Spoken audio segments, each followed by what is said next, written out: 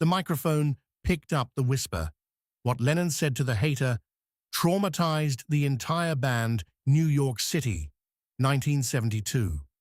Madison Square Garden, a coliseum of legends, was a cauldron of raw emotion. For John Lennon, the prophet of peace, it was a stage where he faced not just adoration, but venom. But what if, in a moment of raw confrontation, a chilling whisper, meant only for a hater, was inadvertently picked up by the microphone, exposing a darkness that traumatized his entire band? The year is 1972. The USA was a nation in turmoil. The Vietnam War raged, civil rights protests simmered, and a deep, corrosive distrust of authority permeated the air. New York City, a beacon of counterculture and dissent, was also a battleground of ideologies. For John Lennon, the city was both a sanctuary and a stage for his activism. He had sought refuge here, a new life away from the suffocating glare of British tabloids and the ghosts of the Beatles. But he quickly discovered that in America, his fame was a magnet for both fervent adoration and virulent hatred.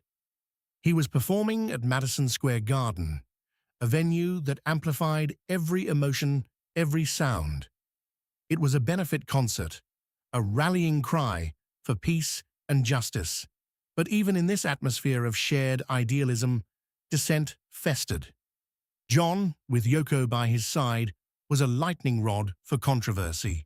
His political outspokenness, his unconventional lifestyle, his very presence ignited strong reactions from all sides.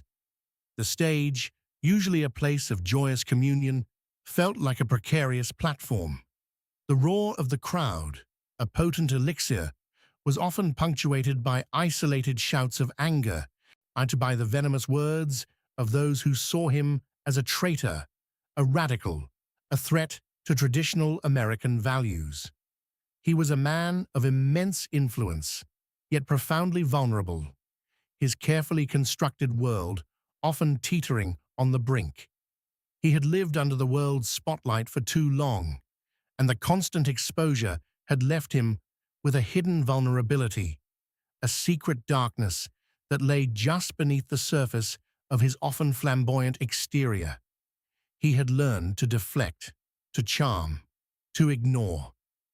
But there were moments, rare and terrifying, when the relentless negativity pierced his defenses, revealing a raw, primal anger. And on this particular night, in the heart of Madison Square Garden, that anger would be provoked by a relentless hater, leading to a chilling confrontation where a whispered word, amplified by the unforgiving microphone, and would expose a disturbing truth and traumatize his entire band. Hey, before we continue with this incredible story, I need to give you an important warning. Many subscribers have reported that YouTube has removed their subscriptions without notice. Just take a quick look at the red button below to make sure you're still subscribed to the channel. I don't want you to miss any of the exclusive content that's coming up. And while you're there, leave that powerful like that helps me a lot with the algorithm. Oh, and tell me in the comments, which city are you watching from? I love getting to know every amazing person who is part of this community. Your participation makes all the difference. Let's interact. John Lennon. The name itself was a declaration, a challenge, a promise. In 1972 New York, he was a defiant icon. Beyond his environment, the grand, echoing expanse of Madison Square Garden, a stage that amplified both his genius and his vulnerability. The roar of the crowd, the blinding stage lights, the pulsating rhythm of the music, all were a potent yet fragile shield against the relentless demands of his fame and his inner turmoil. He was surrounded by his band, a collection of seasoned musicians who understood his unpredictable genius, his sudden shifts in mood. Among them were the steady rhythm of Jim Keltner on drums, the soulful bass of Klaus Voormann, and the searing guitar of Jesse Ed Davis. They were a tight unit, accustomed to the chaotic energy of a Lennon performance, but also acutely aware of the simmering tensions that often surrounded him. His iconic round glasses, often pushed up on his forehead, revealed eyes that held a deep, nay almost desperate, yearning for something he couldn't quite grasp. He moved across the stage with a restless energy, a rock and roll shaman commanding his congregation. Yet beneath the bravado, a profound weariness lingered. His days were a blur of rehearsals, interviews, and the constant pressure to deliver, to prove himself worthy of the legend that preceded him. He'd arrive at the garden, a solitary figure amidst the entourage, ready to immerse himself in the music, to escape the relentless glare of the outside world. But even in the supposed sanctuary of the stage, a subtle unease lingered, a feeling that the past was never truly past, that the shadows of his life could, at any moment, materialize. He was a man who had lived under the world's spotlight for too long, and the constant exposure had left him with a hidden vulnerability, yet a secret darkness that lay just beneath the surface of his often flamboyant exterior. He had seen the adoration, the obsession, the madness that fame could inspire. He had witnessed the blurred lines between fan and hater, between admiration and something far darker. And on this particular night, in the heart of Madison Square Garden, that vulnerability was about to be brutally exposed, triggered by a relentless voice from the crowd, a voice that would shatter his fragile shield and unleash a darkness that would traumatize his entire band. The concert was a whirlwind of raw energy. John was in his element, feeding off the crowd's adulation, his voice a powerful instrument cutting through the arena. The band was tight, the music loud, a cathartic release for both performer and audience. He had just finished a blistering rendition of "Woman is the Nigger of the World," a song already steeped in controversy, the crowd roaring its approval when he stepped to the microphone for a brief, customary pause. Then, from the middle section, perhaps 20 rows back, a voice cut through the lingering applause, loud, clear, and dripping with venom. "Lennon, you communist bastard, go back to England." The shout was jarring, a cold splash of reality in the heated atmosphere. The crowd, initially confused, began to murmur. Some booed the hater, others shouted back in defense of John, but the voice persisted, relentless, fueled by a deep-seated anger. "You're a disgrace, a traitor, you don't belong here." John Lennon, who had been about to introduce the next song, froze. His usual playful banter died on his lips. His eyes, unusually scanning the crowd with a mischievous glint, now narrowed, fixed on the source of the hostility. He had faced hecklers before, but something about the sheer vitriol, the personal nature of the attack, pierced his defenses. The band, accustomed to minor disruptions, exchanged uneasy glances. Jim Keltner, ever watchful, subtly shifted his weight on the drum stool. Klaus Voormann's bass line, which had been a gentle hum, faded into silence. The energy on stage, moments before electric, now crackled with a dangerous tension. John took a deep breath, his grip tightening on the microphone stand.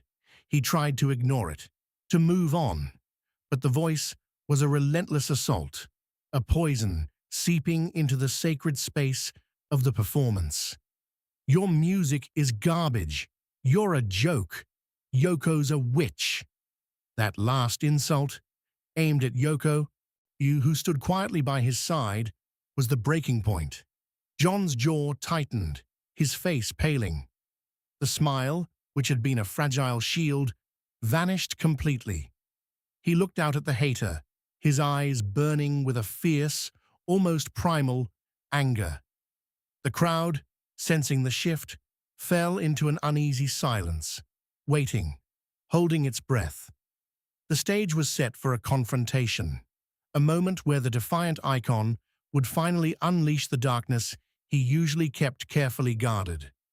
The silence in Madison Square Garden was thick, heavy, with anticipation. The hater, emboldened by John's sudden stillness, continued his verbal assault, his voice now a sneering, triumphant cackle. "What's the matter, Lennon? Can't handle the truth? You're a phony, a rich hypocrite." John stood motionless, his back to the band, his gaze fixed on the man. The stage lights, usually a comforting embrace, now felt like an interrogation lamp, highlighting his isolation.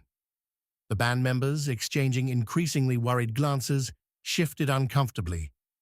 They knew John's temper, his capacity for cutting remarks, but this felt different. This felt like a slow, agonizing fuse burning down. Paul, George, and Ringo, if they had been there, would have recognized this look, the one that preceded a storm. But this was John's solo band, and they were witnessing a side of him few had ever seen.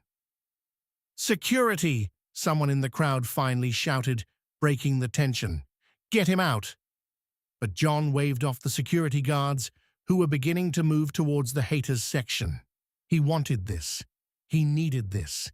He needed to confront the venom, to silence the voice that was tearing at his carefully constructed facade. He slowly raised the microphone to his lips, his eyes never leaving the hater.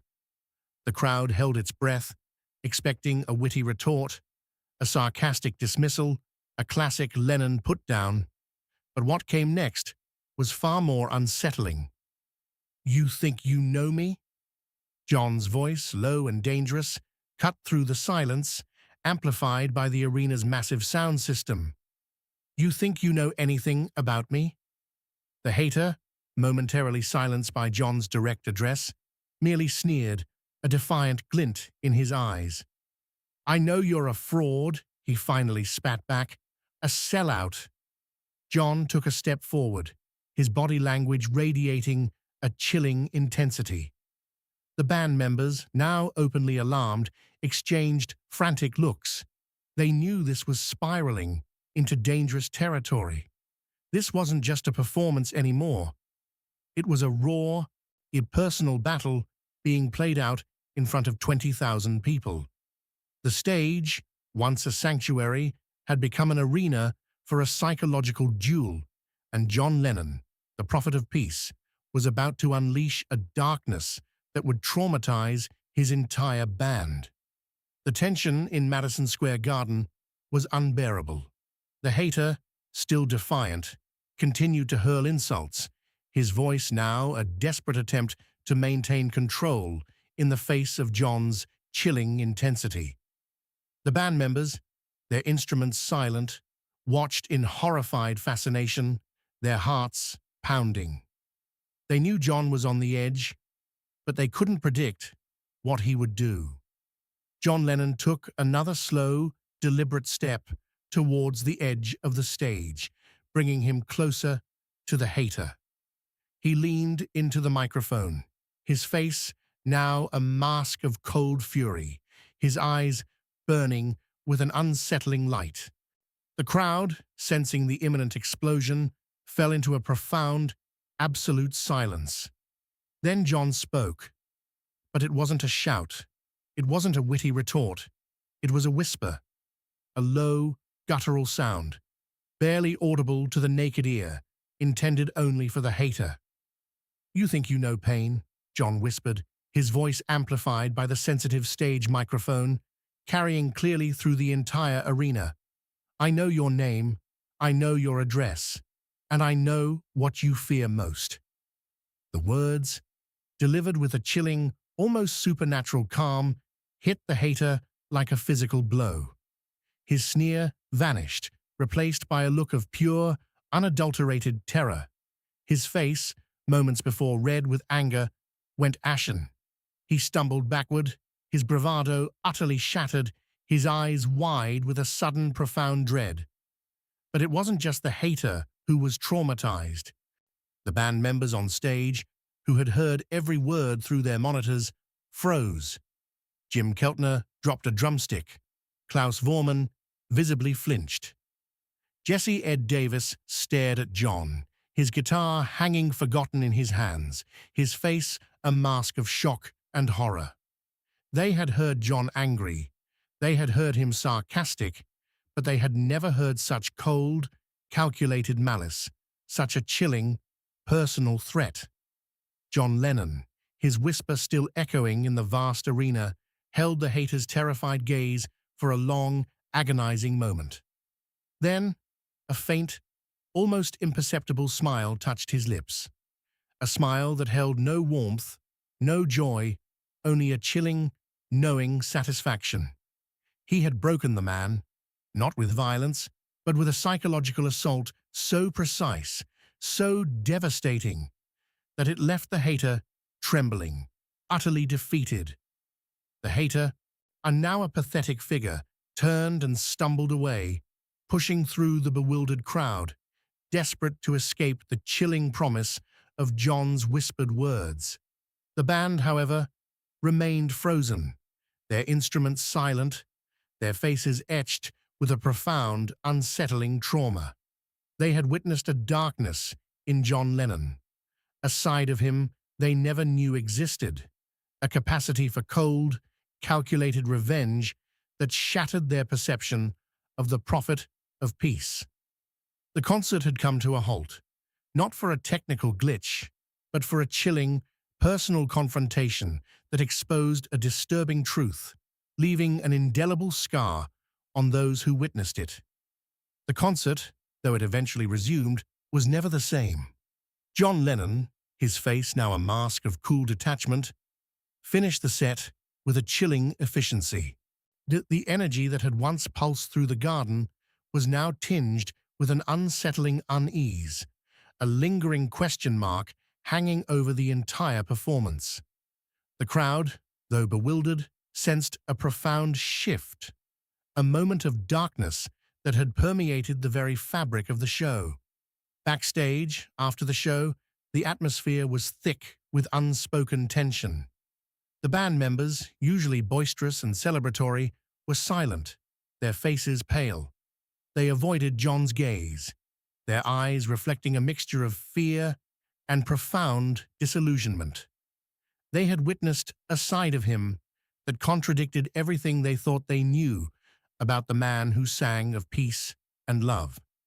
John, however, seemed unaffected.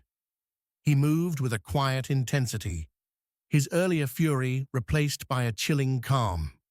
He spoke in hushed, urgent tones to Yoko, who remained stoic by his side, seemingly unfazed by the incident. He was convinced he had done what was necessary, that he had silenced a threat, but the cost was immense. The band members, particularly Jim Keltner and Klaus Vormann, were deeply traumatized. They had seen the darkness in John, the capacity for cold, calculated malice that shattered their illusion of the gentle, idealistic artist. The whispered words, amplified by the microphone, replayed in their minds, a haunting echo of a terrifying truth. They understood, in that moment, the psychological toll of relentless public scrutiny, the corrosive power of hatred, and how even the most enlightened souls could harbor such a profound darkness. The incident was quickly swept under the rug. No official reports were filed. The media, though aware of the confrontation, and focused on the heated exchange and John's fiery personality, carefully omitting the chilling details of the whispered threat. But for the band, the memory lingered, an indelible scar on their collective psyche. They had witnessed the unleashing of a legend's carefully guarded darkness, and it had left them profoundly changed, their perception of John Lennon and perhaps of humanity itself forever altered. The incident at Madison Square Garden, though never fully detailed in public, became a whispered legend among the musicians and crew who were there that night. The chilling whisper, the haters' terror, and the band's profound trauma remained an unsettling enigma. The man in the crowd was never identified, his fate unknown, leaving behind only speculation and a profound sense of unease. John, and though he continued to make music and eventually found a period of domestic peace, was irrevocably changed. The incident had exposed a deep psychological wound, a secret darkness that lingered beneath the surface of his often flamboyant exterior. He became even more guarded, more wary, his eyes constantly scanning the periphery, convinced that the shadows held more than just darkness. The music he created in the aftermath carried a new depth of introspection, a haunting quality that spoke of unseen threats and unresolved anxieties. The story leaves us with a chilling question. What happens when the relentless venom of hatred pushes even the most ardent prophet of peace to unleash a terrifying darkness? What is the true psychological toll of fame, and how much can a human psyche endure before it breaks, revealing a capacity for malice that traumatizes even those closest to them? It forces us to confront the uncomfortable truth that even our heroes, our icons, harbor hidden depths, and that the line between light and shadow is often far more blurred than we dare to imagine. Madison Square Garden still stands in New York City, its walls holding countless musical memories. But for those who know the story, the echoes of that night carry a different kind of resonance. The echo of a chilling whisper, a moment of profound terror, and the unsettling possibility that even the greatest artists, the most defiant prophets, harbor secret darkness that can at any moment be unleashed, leaving an indelible scar on those who witness it. The city sleeps, but the shadows remain, ear carrying the whisper of that night. What if the most disturbing truths are revealed not in grand pronouncements, but in a single, chilling whisper, amplified by a microphone, exposing a darkness that traumatizes an entire band and forever alters the perception of a legend?